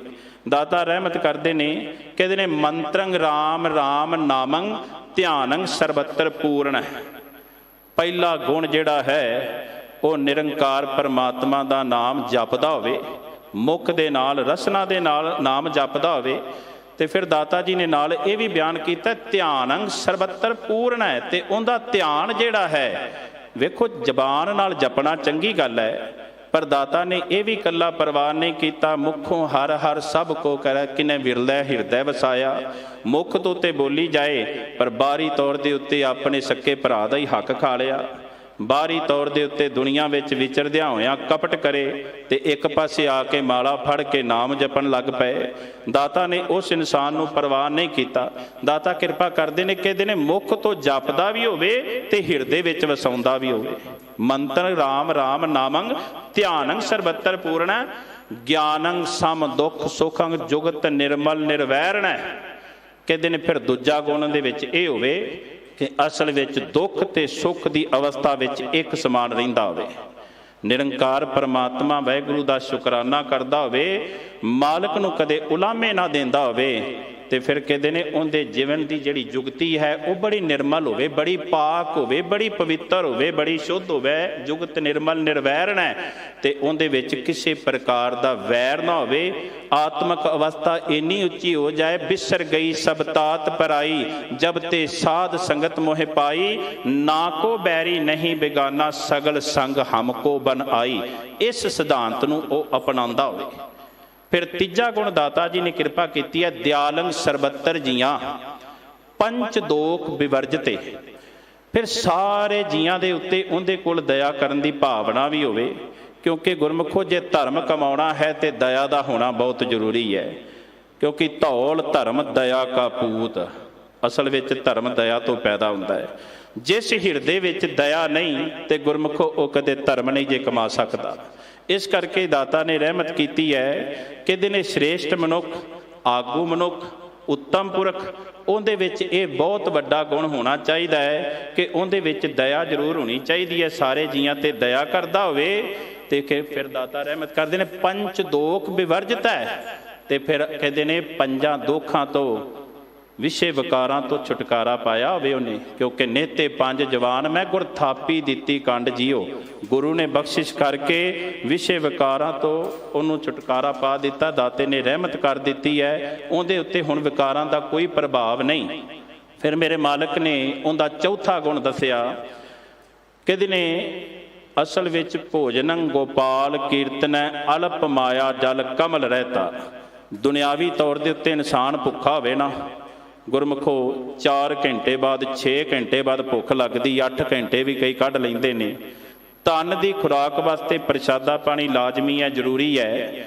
ਪਰ ਸਤਿਗੁਰ ਨੇ ਕਿਰਪਾ ਕੀਤੀ ਹੈ, ਨਾਨਕ ਸੋ ਪ੍ਰਭ ਸਿਮਰੀਐ ਤਿਸ ਦੇਹੀ ਕੋ ਪਾਲ। ਜੇ ਸਿਮਰਨ ਕਰਨਾ ਹੈ ਤੇ ਤੈਨੂੰ ਦੁਨਿਆਵੀ ਤੌਰ ਤੇ ਖੁਰਾਕ ਵੀ ਲੈਣੀ ਪਵੇਗੀ। ਬਾਬਾ ਕਬੀਰ ਜੀ ਨੇ ਇੱਥੋਂ ਤੱਕ ਕਹਿ ਦਿੱਤਾ ਕਿ ਦਿਨੇ ਭੁੱਖੇ ਭਗਤ ਨਾ ਕੀਜੈ, ਯਹ ਮਾਲਾ ਆਪਣੀ ਲੀਜੈ। ਆ ਫੜ ਆਪਣੀ ਮਾਲਾ, ਮੇਰੇ ਤੋਂ ਭੁੱਖਿਆਂ ਤੋਂ ਭਗਤੀ ਨਹੀਂ ਹੁੰਦੀ। ਇਹ ਤੇ ਗੁਰਮੁਖੋ ਤਨ ਦੀ ਖੁਰਾਕ ਹੈ, ਉਹ ਜ਼ਰੂਰੀ ਹੈ। ਸਰੀਰ ਨੂੰ ਜਿੰਦਾ ਰੱਖਣ ਵਾਸਤੇ ਤਨ ਦੀ ਖੁਰਾਕ ਲਾਜ਼ਮੀ ਹੈ। ਪਰ ਮੇਰੇ ਮਾਲਕ ਨੇ ਰਹਿਮਤ ਕੀਤੀ ਹੈ, ਭੋਜਨੰ ਗੋਪਾਲ ਕੀਰਤਨੰ ਅਲਪ ਮਾਇਆ ਜਲ ਕਮਲ ਰਹਿਤਾ। ਬਹੁਤ ਵੱਡਾ ਉਹਦੇ ਵਿੱਚ ਇਹ ਗੁਣ ਹੋਵੇ ਕਿ ਉਹਨੇ ਆਤਮਾ ਦੀ ਖੁਰਾਕ, ਮਨ ਦੀ ਖੁਰਾਕ ਵਾਹਿਗੁਰੂ ਦੇ ਨਾਮ ਰੂਪੀ ਧਨ ਨੂੰ ਬਣਾਇਆ ਹੋਵੇ, ਨਾਮ ਰੂਪੀ ਭੋਜਨ ਨੂੰ ਬਣਾਇਆ ਹੋਵੇ। ਵਾਹਿਗੁਰੂ ਦੀ ਕੀਰਤੀ ਨੂੰ ਉਹਨੇ ਆਪਣੇ ਆਤਮਾ ਦੀ, ਮਨ ਦੀ ਖੁਰਾਕ ਬਣਾਇਆ ਹੋਵੇ। ਅਲਪ ਮਾਇਆ ਜਲ ਕਮਲ ਰਹਿਤਾ, ਤੇ ਨਾਲ ਇਹ ਵੀ ਰਹਿਮਤ ਕਰ ਦਿੱਤੀ ਕਿ ਮਾਇਕ ਪਦਾਰਥਾਂ ਵਿੱਚ ਰਹਿ ਕੇ, ਹੁਣ ਗੁਰਮੁਖੋ ਮਾਇਆ ਤੋਂ ਬਿਨਾਂ ਜ਼ਿੰਦਗੀ ਦਾ ਗੁਜ਼ਰਾਨ ਨਹੀਂ ਹੈ। ਪਰ ਇਹ ਨਹੀਂ ਕਿ ਸਭ ਕੁਝ ਮਾਇਆ ਹੀ ਮਾਇਆ ਹੈ, ਹਾਏ ਧਨ ਹਾਏ ਧਨ, ਇਹ ਨਹੀਂ। ਦਾਤਾ ਰਹਿਮਤ ਕਰਦੇ ਨੇ, ਅਲਪ ਮਾਇਆ ਜਲ ਕਮਲ ਰਹਿਤਾ। ਜਿਵੇਂ ਕਿ ਕਮਲ ਦਾ ਫੁੱਲ, ਕਮਲ ਪਾਣੀ ਵਿੱਚ ਰਹਿ ਕੇ ਵੀ ਪਾਣੀ ਤੋਂ ਨਿਰਲੇਪ ਹੈ। ਜੈਸੇ ਜਲ ਮੈਂ ਕਮਲ ਨਿਰਾਲਮ ਮੁਰਗਾਈ ਨਾ ਥਾਣੇ, ਮੁਰਗਾਬੀ ਪਾਣੀ ਵਿੱਚ ਰਹਿ ਕੇ ਵੀ ਉਡਾਰੀ ਮਾਰਦੀ ਹੈ। ਇਸੇ ਤਰ੍ਹਾਂ ਗੁਰੂ ਕਾ ਸਿੱਖ ਮਾਇਆ ਵਿੱਚ ਰਹਿ ਕੇ ਮਾਇਆ ਤੋਂ ਨਿਰਲੇਪ ਹੋਵੇ। ਇਹ ਭਾਵਨਾ ਵਾਲੇ ਸਿੱਖ ਦੀ ਨਿਸ਼ਾਨੀ ਦੱਸੀ ਹੈ। ਜਿਨ੍ਹਾਂ ਸਤਿਗੁਰ ਸਿਉ ਚਿੱਤ ਲਾਇਆ ਸੇ ਪੂਰੇ ਪ੍ਰਧਾਨ। ਅਸਲ ਵਿੱਚ ਉਹ ਸ਼੍ਰੇਸ਼ਟ ਨੇ, ਉਹ ਆਗੂ ਨੇ, ਉਹੀ ਪ੍ਰਧਾਨ ਨੇ ਜਿਨ੍ਹਾਂ ਨੇ ਦਾਤੇ ਨਾਲ ਚਿੱਤ ਲਾਇਆ ਹੈ। ਤੇ ਧੰਨ ਗੁਰੂ ਅਰਜਨ ਦੇਵ ਦਾਤਾ ਜੀ ਨਾ ਮੇਰੇ ਮਾਲਕ ਸ਼ਲੋਕ ਸਹਿਸਕ੍ਰਿਤੀ ਵਿੱਚ ਉਹਨਾਂ ਜਿਨ੍ਹਾਂ ਨੇ ਚਿੱਤ ਲਾਇਆ, ਉਹਨਾਂ ਦੇ ਇਹ ਲੱਛਣ ਦੱਸਦੇ ਪਏ ਨੇ, ਉਹਨਾਂ ਵਿੱਚ ਇਹ ਗੁਣ ਦੱਸਦੇ ਪਏ ਨੇ। ਅਸਲ ਵਿੱਚ ਉਹਨਾਂ ਵਿੱਚ ਕਿਹੜੇ ਕਿਹੜੇ ਗੁਣ ਹੋਣੇ ਜ਼ਰੂਰੀ ਨੇ। ਹੁਣ ਦਾਤਾ ਜੀ ਕਿਰਪਾ ਕਰਦੇ ਨੇ, ਉਪਦੇਸ਼ੰ ਸਮ ਮਿੱਤਰ ਸ਼ਤਰਹ ਭਗਵੰਤ ਭਗਤ ਭਾਵਨੀ। ਕਿਤੇ ਨੇ ਇਸ ਗੱਲ ਨੂੰ ਸਮਝਦਾ ਹੋਵੇ, ਮਿੱਤਰ ਤੇ ਸ਼ਤਰੂ ਨਾਲ ਇੱਕ ਤਰ੍ਹਾਂ ਦਾ ਵਿਹਾਰ, ਭਗਵੰਤ ਭਗਤ ਭਾਵਨੀ, ਤੇ ਪ੍ਰੇਮਾ ਭਾਵ ਦੇ ਨਾਲ, ਸ਼ਰਧਾ ਦੇ ਨਾਲ ਭਗਤੀ ਕਰਦਾ ਹੋਵੇ, ਮਾਲਕ ਦੇ ਨਾਮ ਨੂੰ ਸਿਮਰਦਾ ਹੋਵੇ ਤੇ ਹਿਰਦੇ ਵਿੱਚ ਸ਼ਰਧਾ ਹੋਵੇ, ਭਾਵਨਾ ਹੋਵੇ। ਤੇ ਦਾਤਾਰ ਪਿਤਾ ਰਹਿਮਤ ਕਰਦੇ ਨੇ, ਪਰ ਨਿੰਦਾ ਨੈ ਸ਼ਰੋਤ ਸ਼ਰਵਨੰ ਆਪ ਤਿਆਗ ਸਗਲ ਰੇਣੁਕਾ। ਗੁਰਮੁਖੋ ਨਿੰਦਾ ਕਰਨੀ ਤੇ ਮਾੜੀ ਹੈ ਹੀ ਹੈ। ਦਾਤਾ ਜੀ ਬਿਆਨ ਕਰਦੇ ਨੇ, ਨਿੰਦਾ ਭਲੀ ਕਿਸੇ ਕੀ ਨਾ ਹੀ ਮਨਮੁਖ ਮੁਗਤ ਕਰਨ। ਤੇ ਮੇਰੇ ਮਾਲਕ ਨੇ ਰਹਿਮਤ ਕੀਤੀ, ਅਸਲ ਵਿੱਚ ਜੇ ਨਿੰਦਾ ਕਰਨੀ ਮਾੜੀ ਹੈ ਨਾ ਸਿੱਖਾ, ਸੱਚ ਜਾਣੀ ਨਿੰਦਾ ਸੁਣਨੀ ਵੀ ਮਾੜੀ ਹੈ। ਪਰ ਨਿੰਦਾ ਨਾ ਸ਼ਰੋਤ ਸ਼ਰਵਨੰ, ਫਿਰ ਕਹਿੰਦੇ ਨੇ ਆਪ ਤਿਆਗ ਸਗਲ ਰੇਣੁਕਾ। ਆਪਾ ਭਾਵ ਤਿਆਗ ਕੇ, ਆਪਾ ਭਾਵ ਛੱਡ ਕੇ, ਮੈਂ ਮੇਰੀ ਹਉਮੈ ਹੰਕਾਰ ਦੀ ਭਾਵਨਾ ਨੂੰ ਛੱਡ ਕੇ, ਕਹਿੰਦੇ ਨੇ ਸਾਰਿਆਂ ਦੇ ਚਰਨਾਂ ਦੀ ਧੂੜੀ ਬਣ ਜਾ। ਅਤ ਦਰਜੇ ਦੀ ਤੇਰੇ ਵਿੱਚ ਨਿਮਰਤਾ ਹੋਵੇ, ਕੋਈ ਗੱਲ ਕਹਿ ਵੀ ਦੇਵੇ ਤੇ ਤੇਰੇ ਵਿੱਚ ਸੁਣਨ ਦੀ ਸਮਰੱਥਾ ਹੋਵੇ। ਫਰੀਦਾ ਬੁਰੇ ਦਾ ਭਲਾ ਕਰ, ਗੁੱਸਾ ਮਨ ਨਾ ਹੰਡਾਏ, ਦੇਹੀ ਰੋਗ ਨਾ ਲੱਗੇ, ਪੱਲੇ ਸਭ ਕੁਛ ਪਾਏ। ਬਾਬਾ ਫਰੀਦ ਜੀ ਬਿਆਨ ਕਰਦੇ, ਕਹਿੰਦੇ ਨੇ, ਪਰ ਨਿੰਦਾ ਨੈ ਸ਼ਰੋਤ ਸ਼ਰਵਨੰ ਆਪ ਤਿਆਗ ਸਗਲ ਰੇਣੁਕਾ। ਖਟ ਲਖਿਅਨ ਪੂਰਨੰ ਪੁਰਖੈ ਨਾਨਕ ਨਾਮ ਸਾਧ ਸਵਜਨੈ। ਅਸਲ ਵਿੱਚ ਸਾਧ ਦੇ, ਉਸ ਗੁਰਮੁਖ ਦੇ, ਉਸ ਪ੍ਰਧਾਨ ਵਿੱਚ, ਉਸ ਸ਼੍ਰੇਸ਼ਟ ਮਨੁੱਖ ਵਿੱਚ ਧੰਨ ਗੁਰੂ ਅਰਜਨ ਦੇਵ ਮਹਾਰਾਜ ਕਿਰਪਾ ਕਰਦੇ ਨੇ। ਇਹ 6 ਲੱਛਣ, ਇਹ 6 ਗੁਣ ਹੋਣੇ ਬਹੁਤ ਜ਼ਰੂਰੀ ਨੇ। ਦਾਤਾ ਜੀ ਰਹਿਮਤ ਕਰਦੇ ਨੇ, ਜਿਨ੍ਹਾਂ ਸਤਿਗੁਰ ਸਿਉ ਚਿੱਤ ਲਾਇਆ ਸੇ ਪੂਰੇ ਪ੍ਰਧਾਨ।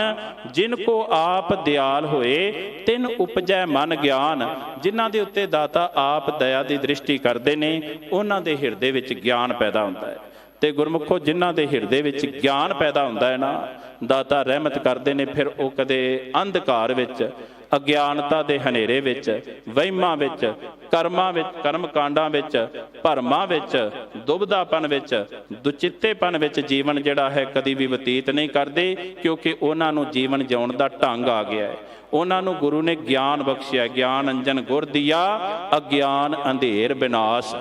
ਦਾਤੇ ਨੇ ਗਿਆਨ ਦਾ ਸੁਰਮਾ ਬਖਸ਼ਿਆ ਹੈ, ਗਿਆਨ ਬਖਸ਼ਿਆ ਹੈ ਤੇ ਅਗਿਆਨਤਾ ਦਾ ਹਨੇਰਾ ਦੂਰ ਹੋ ਗਿਆ। ਕਿਉਂਕਿ ਦੀਵਾ ਬਲੈ ਅੰਧੇਰਾ ਜਾਏ, ਸੁਭਾਵਿਕ ਜੀ ਗੱਲ ਹੈ, ਦੀਵਾ ਬਲਦਾ ਹੈ ਤੇ ਗੁਰਮੁਖੋ ਹਨੇਰਾ ਖਤਮ ਹੋ ਜਾਂਦਾ ਹੈ। ਇਸ ਕਰਕੇ ਜਿਨ੍ਹਾਂ ਦੇ ਉੱਤੇ ਦਾਤੇ ਦੀ ਰਹਿਮਤ ਹੋਏ ਨਾ, ਮੇਰੇ ਮਾਲਕ ਨੇ ਕਿਰਪਾ ਕੀਤੀ ਹੈ, ਜਿਨ ਕੋ ਆਪ ਦਿਆਲ ਹੋਏ ਤਿਨ ਉਪਜੈ ਮਨ ਗਿਆਨ। ਉਹਨਾਂ ਦੇ ਹਿਰਦੇ ਵਿੱਚ ਗਿਆਨ ਪੈਦਾ ਹੋ ਗਿਆ। ਤੇ ਸਤਿਗੁਰ ਰਹਿਮਤ ਕਰਦੇ ਨੇ, ਜਿਨ ਕੋ ਮਸਤਕ ਲਿਖਿਆ ਤਿੰਨ ਪਾਇਆ ਹਰ ਨਾਮ।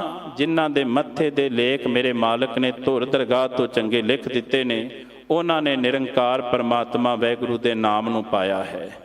ਮਾਲਕ ਦੀ ਪ੍ਰੇਮਾ ਭਗਤੀ ਕੀਤੀ ਹੈ, ਗੁਰੂ ਘਰ ਚੱਲ ਕੇ ਆਉਣਾ ਮੁਬਾਰਕ ਹੈ। ਪਰ ਕਈ ਵਾਰ ਇਸੇ ਗੱਲ ਦਾ ਹੰਕਾਰ ਹੋ ਜਾਂਦਾ ਹੈ ਕਿ ਮੇਰੇ ਵਰਗਾ ਧਰਮੀ ਕੋਈ ਨਹੀਂ ਹੈ, ਮੇਰੇ ਵਰਗਾ ਗਿਆਨੀ ਕੋਈ ਨਹੀਂ ਹੈ। ਤੇਰੇ ਮੱਥੇ ਦੇ ਲੇਖ ਗੁਰੂ ਨੇ ਧੁਰ ਤੋਂ ਚੰਗੇ ਲਿਖੇ ਨੇ, ਤੂੰ ਗੁਰੂ ਵਾਲਾ ਬਣਿਆ ਹੈ। ਕਦੀ ਇਸ ਗੱਲ ਦਾ ਹਉਮੈ ਨਾ ਕਰੀ, ਹੰਕਾਰ ਨਾ ਕਰੀ। ਜਿਹੜਾ ਹੰਕਾਰ ਵਿੱਚ ਹੋਵੇ ਨਾ, ਹਉਮੈ ਨਾਵੇਂ ਨਾਲ ਵਿਰੋਧ ਹੈ, ਦੋਏ ਨਾ ਵਸੈ ਇੱਕ ਠਾਏ।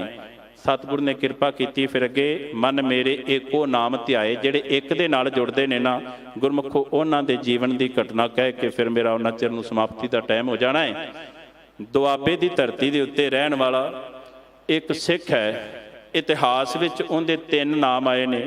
ਕਈ ਵਿਦਵਾਨਾਂ ਨੇ ਉਹਨੂੰ ਭਾਈ ਤਿਲਕੂ ਲਿਖਿਆ ਹੈ, ਕਈਆਂ ਨੇ ਭਾਈ ਤਿਲਕਾ ਲਿਖਿਆ, ਤੇ ਇੱਕ ਵਿਦਵਾਨ ਨੇ ਉਹਨੂੰ ਭਾਈ ਤਰਲੋਕਾ ਵੀ ਲਿਖਿਆ ਹੈ।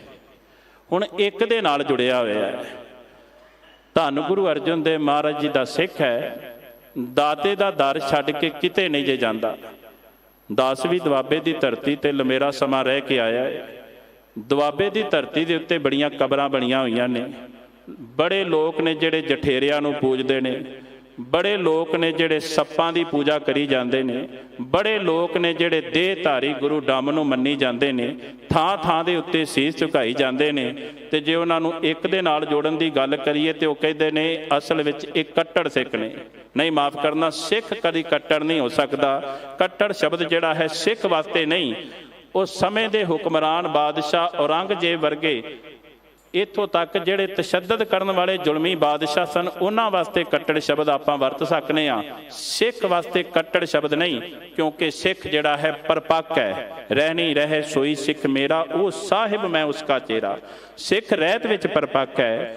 ਸਿੱਖ ਨੇ ਖੰਡੇ ਬਾਟੇ ਦੀ ਪਾਹੋ ਲਈ ਹੈ। ਤੇ ਗੁਰਮੁਖੋ, ਤੁਹਾਡੇ ਵਿੱਚੋਂ ਜਿਨ੍ਹਾਂ ਨੇ ਲਈ ਹੈ ਨਾ, 5 ਪਿਆਰੇ ਉਹਨਾਂ ਨੂੰ ਉਪਦੇਸ਼ ਦ੍ਰਿੜ ਕਰਾਉਂਦੇ ਨੇ ਕਿ ਭਾਈ ਅੱਜ ਤੋਂ ਬਾਅਦ ਇਹ ਤੇਰਾ ਸਿਰ ਜਿਹੜਾ ਗੁਰੂ ਦਾ ਹੈ।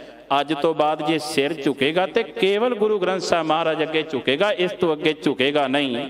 ਪਰ ਇਨਸਾਨ ਜਿਹੜਾ ਹੈ, ਇਹਦੇ ਮਨ ਦੇ ਵਿੱਚ ਵਹਿਮ ਪੈ ਜਾਂਦਾ ਹੈ ਕਿ ਫਲਾਣੇ ਨੂੰ ਫਲਾਣੇ ਥਾਂ ਤੋਂ ਕੁਝ ਮਿਲਿਆ ਹੈ, ਹੋ ਸਕਦਾ ਮੈਨੂੰ ਵੀ ਕੁਝ ਮਿਲ ਜਾਏ।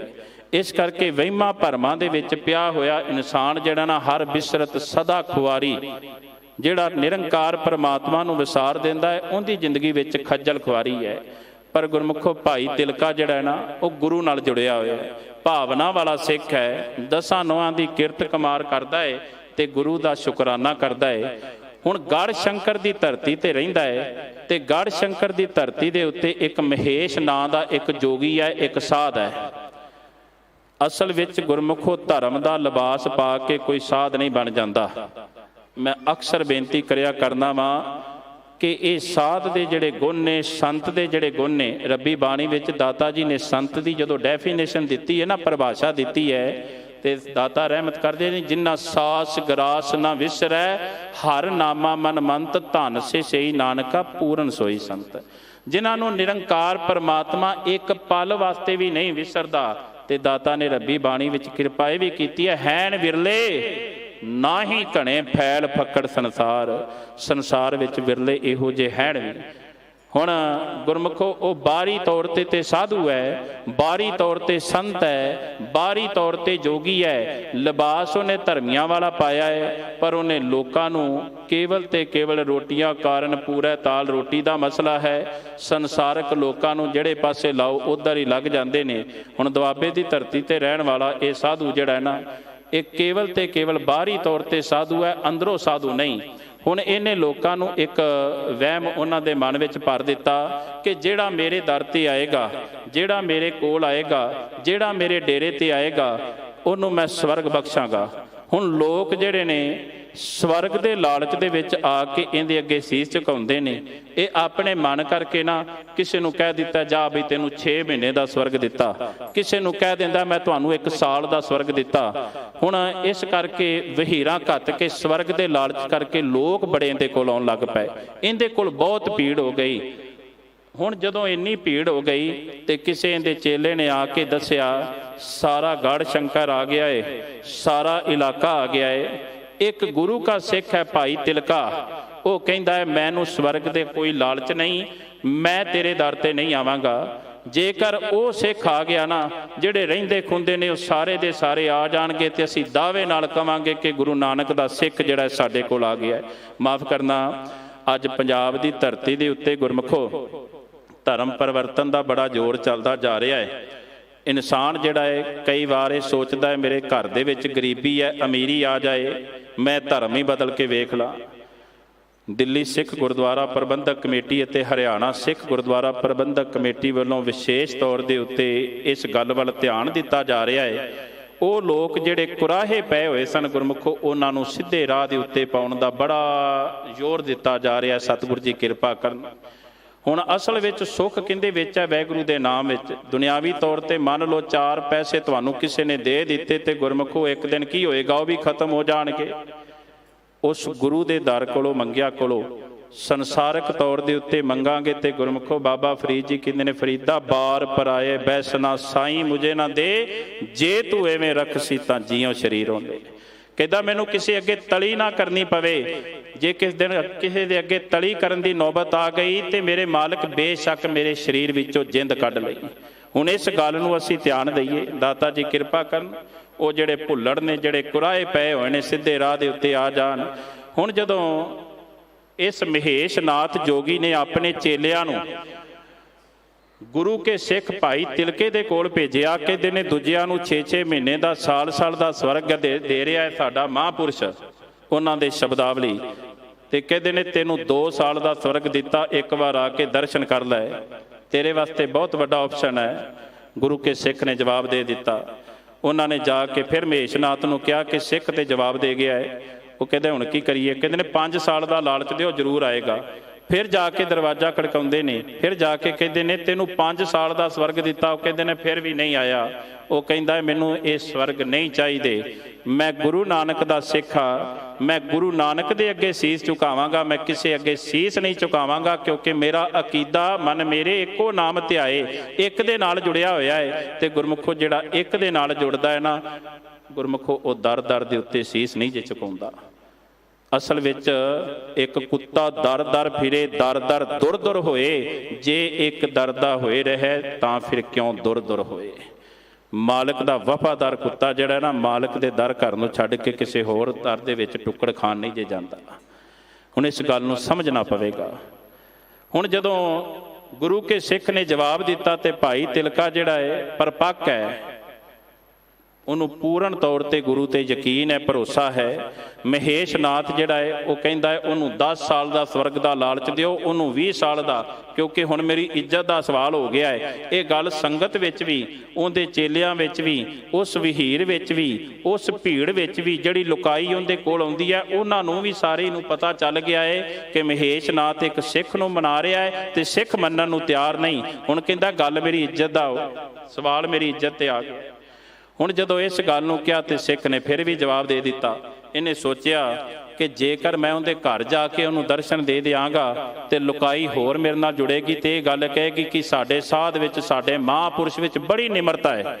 ਇਸ ਕਰਕੇ ਉਹਨੇ ਕੀ ਕੀਤਾ, ਨਾਲ ਆਪਣੇ ਚੇਲਿਆਂ ਨੂੰ ਲਿਆ, ਨਾਲ ਲੁਕਾਈ, ਭੁੱਲੜ ਲੁਕਾਈ ਮੈਂ ਸ਼ਬਦ ਵਰਤਾਂਗਾ। ਜਿਹੜੇ ਰਾਹ ਖੁੰਝ ਜਾਂਦੇ ਨੇ ਨਾ, ਭੁੱਲ ਜਾਂਦੇ ਨੇ, ਉਹ ਸਿੱਧੇ ਰਾਹ ਤੇ ਜਿਹੜੇ ਨਹੀਂ ਪੈਂਦੇ ਉਹ ਭੁੱਲੜ ਹੁੰਦੇ ਨੇ। ਭੁੱਲੜ ਲੁਕਾਈ ਵੀ ਉਹਦੇ ਨਾਲ ਨਾਲ ਆਈ। ਗੁਰੂ ਕੇ ਸਿੱਖ ਨੇ ਜਦੋਂ ਵੇਖਿਆ ਕਿ ਮਹੇਸ਼ ਨਾਥ ਆਪਣੇ ਚੇਲਿਆਂ ਨਾਲ, ਸਾਰਿਆਂ ਨਾਲ ਮਿਲ ਕੇ ਮੇਰੇ ਘਰ ਵੱਲ ਆ ਰਿਹਾ ਹੈ, ਤੇ ਇਸ ਭਾਵਨਾ ਵਾਲੇ ਸਿੱਖ ਨੇ ਆਪਣਾ ਦਰਵਾਜ਼ਾ ਬੰਦ ਕਰ ਲਿਆ। ਮਹੇਸ਼ ਨਾਥ ਦੇ ਚੇਲੇ ਕਹਿੰਦੇ ਨੇ ਵੇਖ ਸਾਡਾ ਸਾਧ ਕਿੰਨਾ ਪਰਉਪਕਾਰੀ ਹੈ, ਸਿੱਖਾ ਦਰਵਾਜ਼ਾ ਖੋਲ, ਸਾਡੇ ਸਾਧ ਦੇ, ਸਾਡੇ ਮਹਾਂਪੁਰਸ਼ ਦੇ ਦਰਸ਼ਨ ਕਰ ਲੈ, ਤੈਨੂੰ ਸਾਰੀ ਉਮਰ ਵਾਸਤੇ ਸਵਰਗ ਦਿੱਤਾ। ਸਿੱਖ ਕਹਿੰਦਾ ਮੈਂ ਸਵਰਗ ਤੋਂ ਰਿਹਾ, ਮੈਂ ਦਰਵਾਜ਼ਾ ਨਹੀਂ ਖੋਲਾਂਗਾ।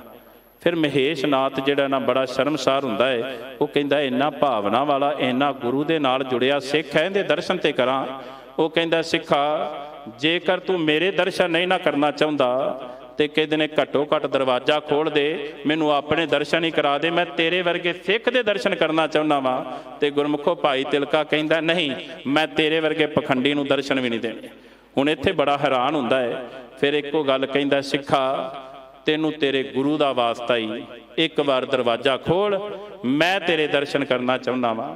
ਜਦੋਂ ਗੁਰੂ ਦਾ ਵਾਸਤਾ ਪਾਇਆ ਤੇ ਭਾਈ ਤਿਲਕੇ ਨੇ ਦਰਵਾਜ਼ਾ ਖੋਲ੍ਹਿਆ ਮਹੇਸ਼ਨਾਥ ਨੇ ਲੁਕਾਈ ਦੀ ਪਰਵਾਹ ਨਹੀਂ ਕੀਤੀ, ਮਹੇਸ਼ਨਾਥ ਨੇ ਆਪਣੇ ਚੇਲਿਆਂ ਦੀ ਪਰਵਾਹ ਨਹੀਂ ਕੀਤੀ। ਤੇ ਗੁਰਮੁਖੋ ਉਸ ਵੇਲੇ ਮਹੇਸ਼ਨਾਥ ਨੇ ਘੁੱਟ ਕੇ ਭਾਈ ਤਿਲਕੇ ਦੇ ਚਰਨਾਂ ਨੂੰ ਘੁੱਟ ਕੇ ਫੜ ਲਿਆ ਹੈ। ਜਿਸ ਵੇਲੇ ਭਾਈ ਤਿਲਕੇ ਦੇ ਚਰਨਾਂ ਨੂੰ ਫੜ ਲਿਆ, ਭਾਈ ਤਿਲਕੇ ਨੂੰ ਕਹਿੰਦਾ ਹੈ ਕਿ ਭਾਈ ਤਿਲਕਾ, ਜਿਸ ਗੁਰੂ ਦਾ ਸਿੱਖ ਇੰਨਾ ਮਹਾਨ ਹੈ, ਉਹ ਗੁਰੂ ਕਿੰਨਾ ਮਹਾਨ ਹੋਏਗਾ, ਮੈਨੂੰ ਆਪਣੇ ਗੁਰੂ ਦੇ ਦਰ ਦੇ ਉੱਤੇ ਲੈ ਜਾ। ਭਾਈ ਤਿਲਕਾ ਜਿਹੜਾ ਹੈ ਗੁਰਮੁਖੋ ਅੰਮ੍ਰਿਤਸਰ ਦੀ ਪਾਵਨ ਧਰਤੀ ਦੇ ਉੱਤੇ ਇਸ ਮਹੇਸ਼ਨਾਥ ਜੋਗੀ ਨੂੰ ਲੈ ਕੇ ਆਉਂਦਾ ਹੈ। ਧੰਨ ਗੁਰੂ ਅਰਜਨ ਦੇਵ ਮਹਾਰਾਜ ਦੇ ਦਰਸ਼ਨਦਾਰ ਕਰਦਾ ਹੈ ਤੇ ਦਾਤਾਰ ਪਿਤਾ ਦੇ ਦਰਸ਼ਨ ਕਰਨ ਤੋਂ ਬਾਅਦ ਦਾਤੇ ਦਾ ਇਹ ਸਿੱਖ ਬਣਦਾ ਹੈ ਤੇ ਸਿੱਖੀ ਦਾ ਇਹ ਪ੍ਰਚਾਰਕ ਵੀ ਬਣਦਾ ਹੈ। ਕਿਉਂਕਿ ਮਨ ਮੇਰੇ ਏਕੋ ਨਾਮ ਧਿਆਏ, ਜਿਹੜੇ ਇੱਕ ਦੇ ਨਾਲ ਜੁੜਦੇ ਨੇ ਗੁਰਮੁਖੋ, ਉਹ ਕਈਆਂ ਨੂੰ ਵੀ ਆਪਣੇ ਉਸ ਨਿਰੰਕਾਰ ਪਰਮਾਤਮਾ ਦੇ ਨਾਮ ਨਾਲ ਜੋੜਦੇ ਨੇ। ਕਿਉਂਕਿ ਉਹ ਸੰਸਾਰ ਵਿੱਚ ਭਰਮ ਭਟਕਣਾ ਦੇ ਵਿੱਚ ਪੈਂਦੇ ਨਹੀਂ। ਦੁਨੀਆ ਦੇ ਲੋਕ ਉਹਨਾਂ ਨੂੰ ਭਾਵੇਂ ਜਿੰਨੇ ਮਰਜ਼ੀ ਲਾਲਚ ਦੇਣ, ਜਿੰਨਾ ਮਰਜ਼ੀ ਧਨ ਦਾ ਲਾਲਚ ਦੇਣ, ਜਿਹੜਾ ਧੰਨ ਗੁਰੂ ਗ੍ਰੰਥ ਸਾਹਿਬ ਮਹਾਰਾਜ ਅੱਗੇ ਸੀਸ ਝੁਕਦਾ ਹੈ ਨਾ ਗੁਰਮੁਖੋ, ਉਹ ਸੀਸ ਕਿਸੇ ਹੋਰ ਅੱਗੇ ਨਾ ਝੁਕੇ ਤੇ ਚੰਗੀ ਗੱਲ ਹੈ। ਦਾਤਾ ਜੀ ਰਹਿਮਤ ਕਰਦੇ ਮੇਰੇ ਮਾਲਕ।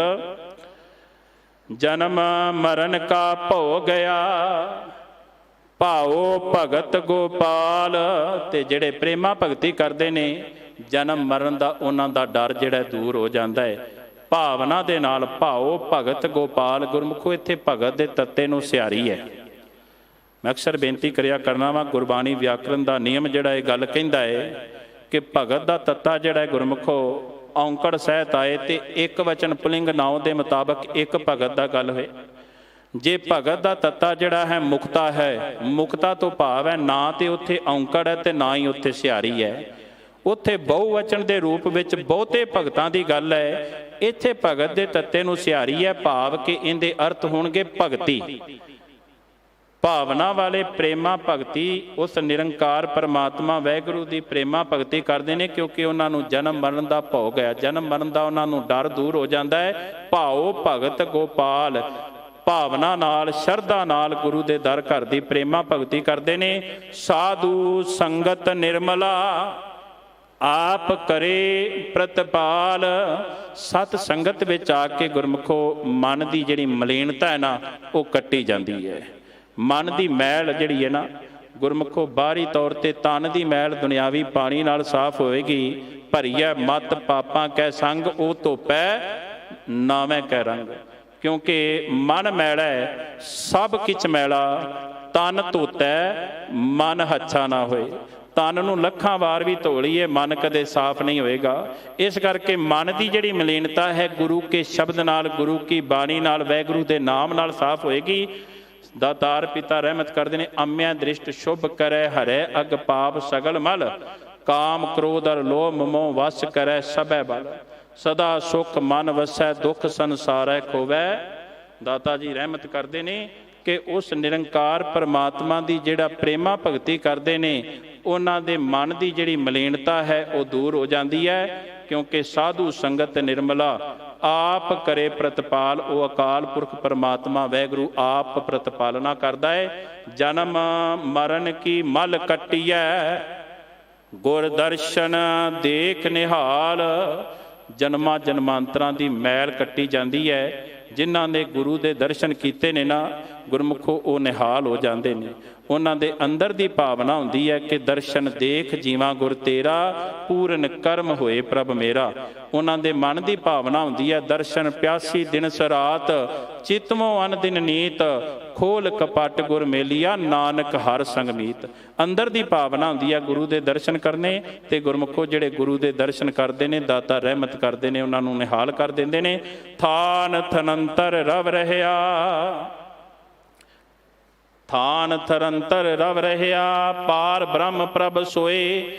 ਉਹ ਅਕਾਲ ਪੁਰਖ ਪਰਮਾਤਮਾ ਵਾਹਿਗੁਰੂ ਜਿਹੜਾ ਨਾ ਜ਼ਰੇ ਜ਼ਰੇ ਵਿੱਚ ਵਿਦਮਾਨ ਹੈ।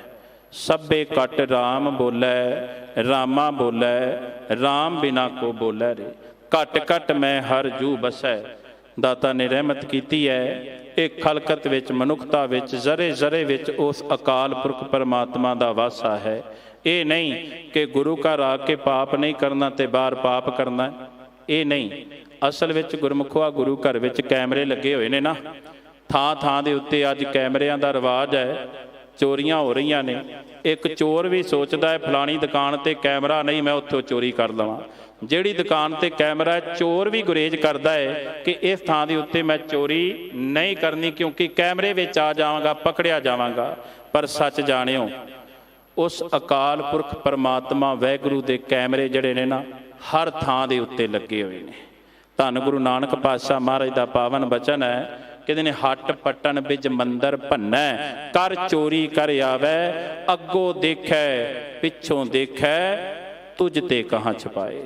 ਸੰਸਾਰ ਵਿੱਚ ਵਿਚਰ ਕੇ ਭਲਿਆ, ਤੂੰ ਚੋਰੀਆਂ ਕਰਨਾ ਹੈ, ਮਾੜੇ ਕਰਮ ਕਰਨਾ ਹੈ, ਸੱਚ ਜਾਣੀ ਦੁਨੀਆ ਤੋਂ ਬਚਾ ਲਏਗਾ। ਮਾਨਸੋਂ ਕੇ ਦਬਾਣੋਂ ਕੋਈ ਨਸ ਭੱਜ ਨਿਕਲੈ, ਹਰ ਦਬਾਣੋਂ ਕੋਈ ਕਿੱਥੇ ਜਾਇਆ। ਦੁਨੀਆ ਦੀਆਂ ਕਚਹਿਰੀਆਂ ਤੋਂ ਵੀ ਬਚ ਜਾਏਗਾ, ਪਰ ਜਿੱਥੇ ਮਾਲਕ ਦੀ ਕਚਹਿਰੀ ਲੱਗੀ ਹੈ, ਮਾਲਕ ਦਾ ਦੀਵਾਨ ਲੱਗਾ, ਕਿਵੇਂ ਬਚੇਗਾ। ਇਸ ਕਰਕੇ ਉਸ ਅਕਾਲ ਪੁਰਖ ਪਰਮਾਤਮਾ ਦਾ ਕੈਮਰਾ ਜਿਹੜਾ ਹਰ ਸਮੇਂ ਤੇਰੇ ਉੱਤੇ ਲੱਗਾ ਹੋਇਆ ਹੈ। ਥਾਨ ਥਨੰਤਰ ਰਵ ਰਹਿਆ, ਪਾਰ ਬ੍ਰਹਮ ਪ੍ਰਭ ਸੋਏ, ਸਭਨਾ ਦਾਤਾ ਏਕ ਹੈ, ਦੂਜਾ ਨਾਹੀ ਕੋਏ। ਸਭਨਾ ਜੀਆਂ ਕਾ ਇੱਕ ਦਾਤਾ, ਸੋ ਮੈਂ ਵਿਸਰ ਨਾ ਜਾਈ।